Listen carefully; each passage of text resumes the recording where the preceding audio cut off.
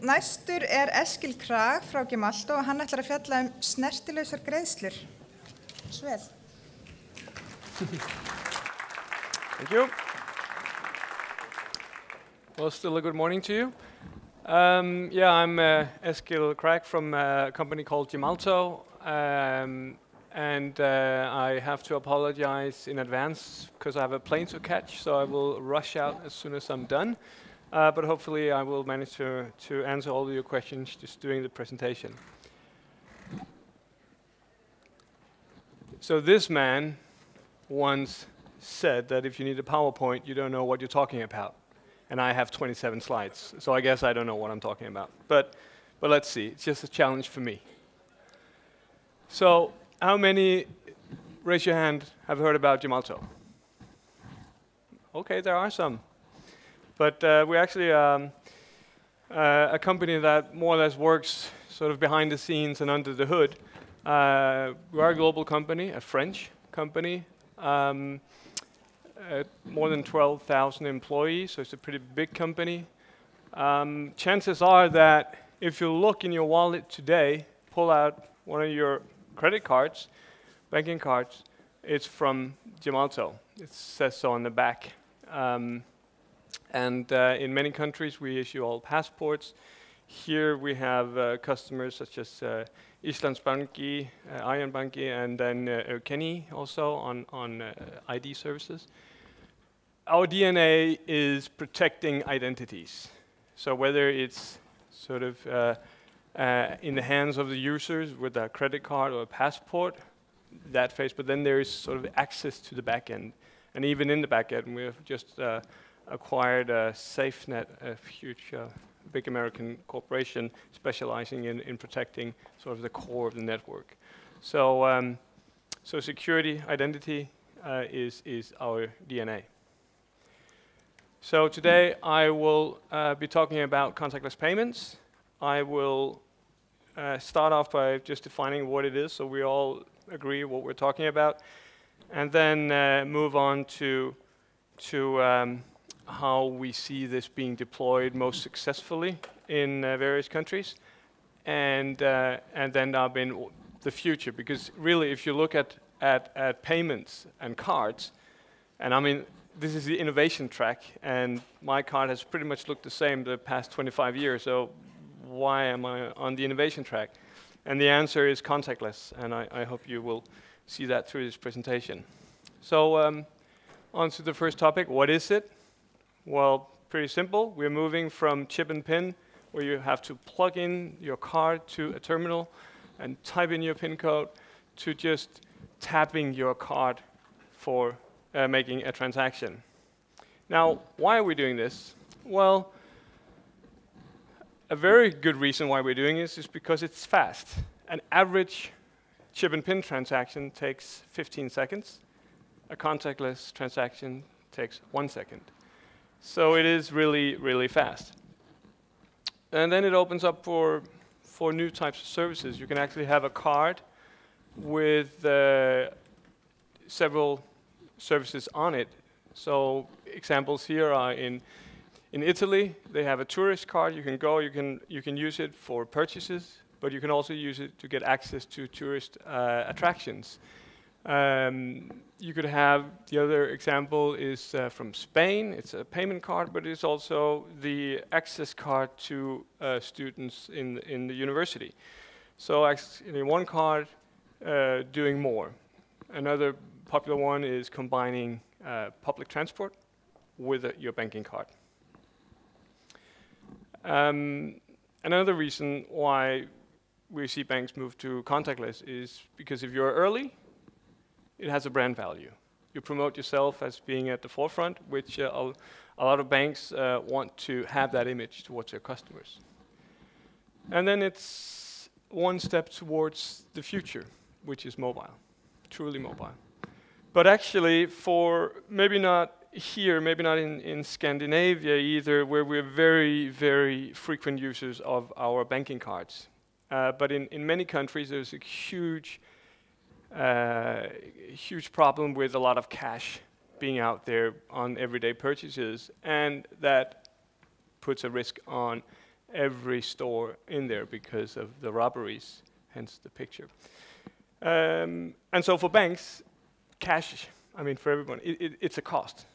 But if you go to contactless, it's actually a possibility to dive into that cashless or cash environment and make some money out of it.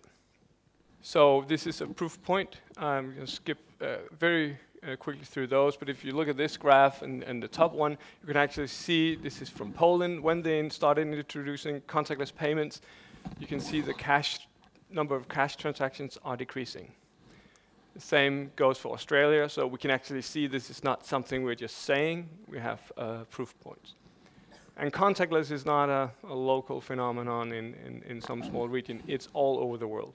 So point of sale terminals are being upgraded to be capable of accepting contactless transactions, and cards are being put out there. These are again just numbers proving that this is not something that may be coming in the future. It is out there already. So a significant number of cards are already out there, and more cards are issued, are being contactless cards. So if we look at what have we seen as being more successful when you want to deploy contactless in a country? Well, first of all, you need to define when can you actually use contactless. Because you don't need to type in the PIN code, obviously there's a risk. So there needs to be some limitations. And in many countries, such as the UK, it's £20 they have defined. If it's below £20, then you can use contactless without the PIN. And in Denmark, where we're about to launch contactless, where I come from, it's 200 kroner. That's the limit. And then you can aggregate 800 kroner in total. Then you need to type in your PIN. So there is an automatic check, you can say, once in a while to ensure that this card has not been stolen and is being misused. In Iceland, I believe it's going to be ISK 3,750 as the limit. I don't know why it's a little bit strange number. But the important thing is that you put a reasonable amount, so it makes sense, but still also prevents fraud. Then you, of course, need to let customers know where can you actually use this. So it's very important that when I'm a customer, I don't have to ask if I can use it here. I don't want to look stupid when I pay. I want it to be looking really fancy. Look, I could do this without having to ask first, because that eats into the 15 seconds. Then I may just go for chip and PIN. And then the how. If you need users to really adopt this, then it is, again, because they don't want to look stupid, you need to clearly indicate where they should tap their card. Because they cannot just wave it. You need to tap in the exact spot of the payment terminal. So that is also very, very important. Don't undermine that, because otherwise we have seen in countries where they didn't do that clearly. They have a lot of customers that really wanted to try this, but they didn't have a good experience, and then it was very hard to get them to actually jump on board later.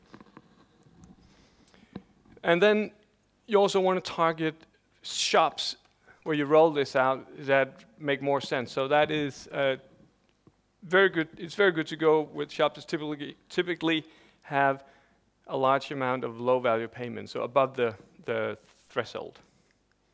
Because that makes more sense, because then you can do, of course, more contactless transactions. So in the auto dealer shop, I wouldn't put in contactless the first time.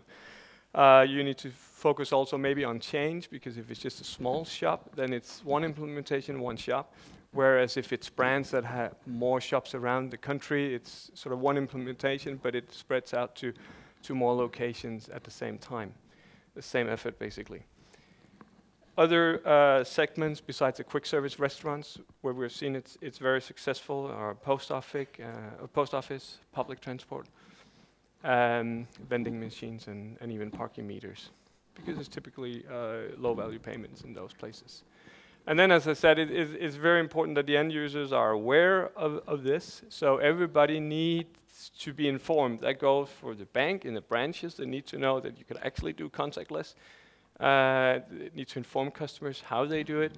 But it's also in, of course, the point of sale, the attendants at these stores. They need to be very informative and signs showing very clearly that here we accept contactless payments. And also the payment schemes, they are very interested in helping out on that. These are just some examples to drive first transaction. The top one, Visa, is if you pay with contactless, you get a free treat. So again, just enticing people to actually start using this. So now we have the foundation, and this is coming also to Iceland, where you get your contactless card from your bank and you can start using it. But that's sort of just the first step. And since I'm on the innovation track, I want to look a little bit further ahead and say, why do we see a sudden change now? Why has this something to do with innovation? This is because now we are not tied into a specific form factor that the card has, because today the card needs a certain thickness and width and everything because it needs to go into a machine. But now, since it's contactless, we're not tied into that specific format. It can be basically anything. So one it's not that new even, but one thing we've seen is we have this sticker that we produce for a lot of our customers, and they actually just stick it, or the end users stick it to the back of their phone. Instead of having a credit card, they stick it to the back of their phone. So that's one way of doing it. It works exactly like the contactless card you will get from your bank, which has the same form factor as today. It's just a sticker on the back of the device. But anyway, it's Commonwealth Bank that started to issue stickers to their customers. You could actually only acquire the stickers through their mobile banking app, and you paid for the sticker and received it by post, and then you stuck it to the back of your phone, and you could do the transactions. And then they had, in their mobile banking app, they had certain services related to the sticker. One was you could check your balance. You could if you lost your sticker, it didn't work, you could block it. So if we can run a video, this is from Australia. So if we can run the first video, please. Want to know how to pay quickly and securely while on the go, or without using your card? Well, CommBank Tap and Pay via the CommBank app is for you. Say you've just been for a long run and decide to treat yourself with something healthy. Any other time, you would have had to bring a bulky wallet or carry money or cards that could easily get lost.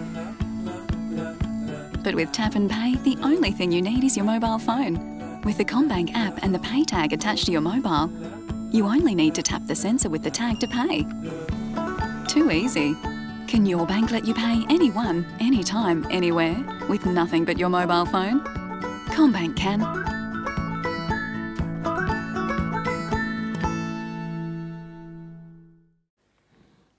So that was one example of the sticker, but that's just one type of a new form factor. Another is this what we call mini tag, and it's basically the same card as you have today, but it's more like the size of a SIM card that you have in your mobile phone.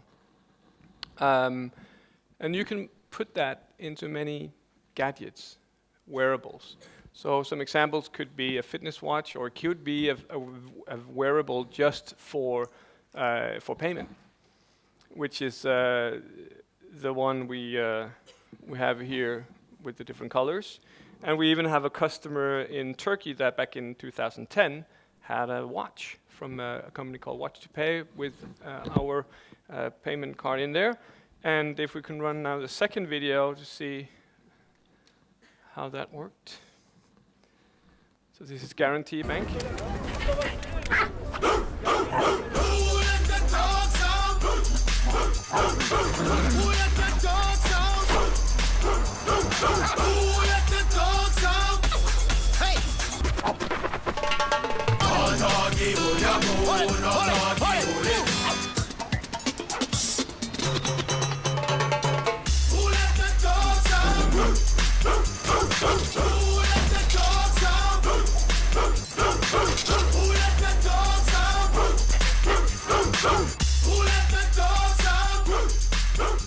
saati şeklinde kredi kartı. Bonus string. Avrupa'da bile ilk. Garantiden.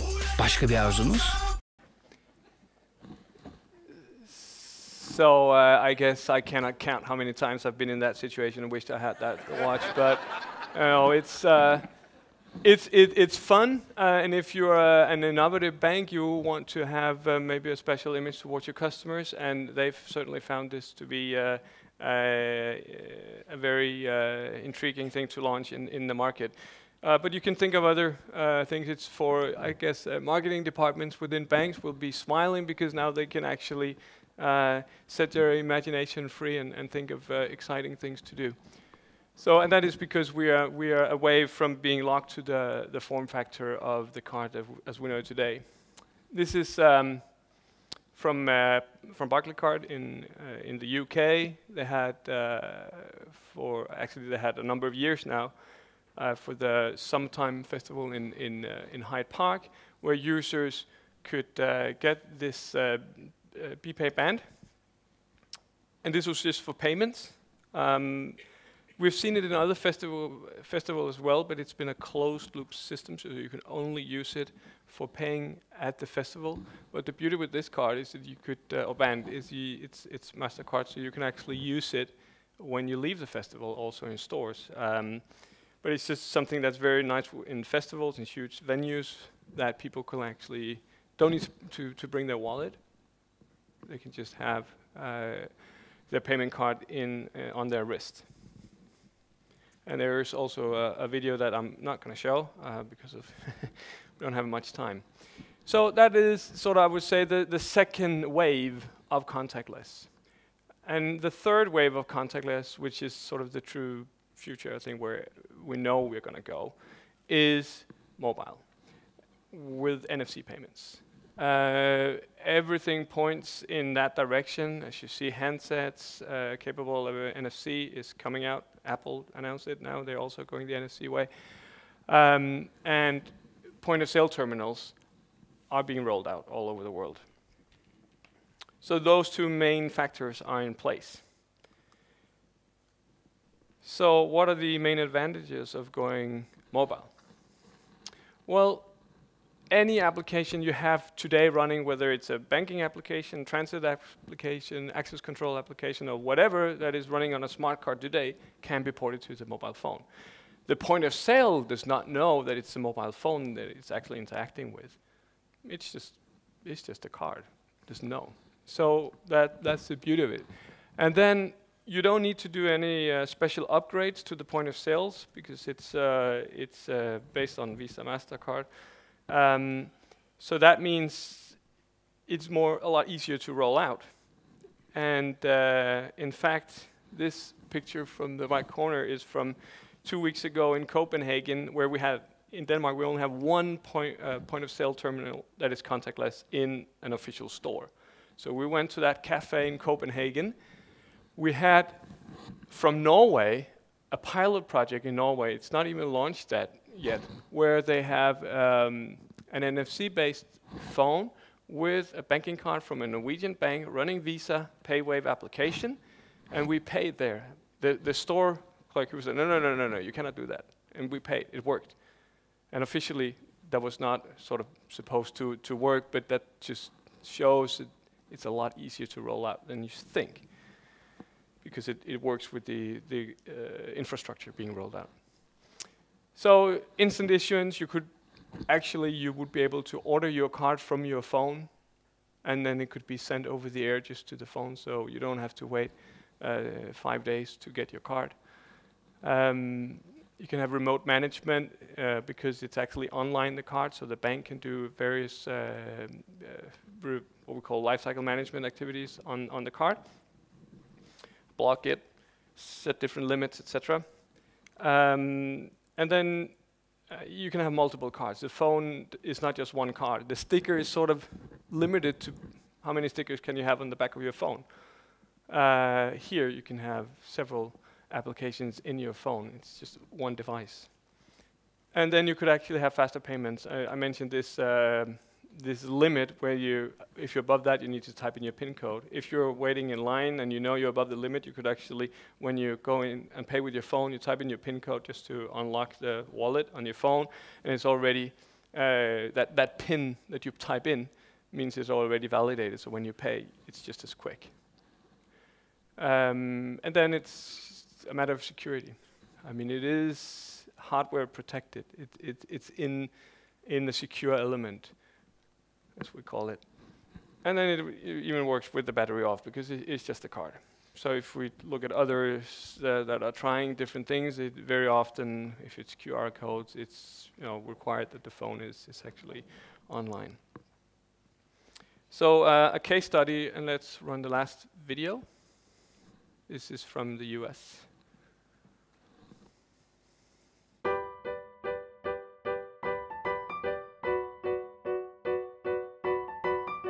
The ISIS mobile wallet is a free app available for use with many of the latest smartphones. With ISIS, you can pay with a tap of your phone anywhere contactless payments are accepted. First, unlock your wallet by entering your PIN. Select the card you want to pay with. Then simply hold the back of your phone over the contactless symbol on the terminal at checkout. Confirm that your payment is received on the terminal or with the cashier. You can pay with ISIS anywhere you see this symbol. That's hundreds of thousands of locations nationwide. To find stores near you, go to the Pay with ISIS menu and select Where to Pay. That's it. Paying with your phone is that easy. So this is being rolled out in the US. The official launch was last year, November. And here they also added loyalty couponing. So they see a huge traction on this. By the way, they're not called ISIS anymore, if you follow the media. So now it's Softcard, just to clear the confusion. Here are just some stats on Softcard. I need to get used to saying Softcard. That you can see that the users are really accepting this. In April, they announced that over 2,000 users. They had 2,000 end-user activations a day. So, I mean, that's huge, even for the States. And you can also see, once they actually have it, they spend a lot more than others. They're more active if you add loyalty. If you see the top right one, you see they're just 10 times more active.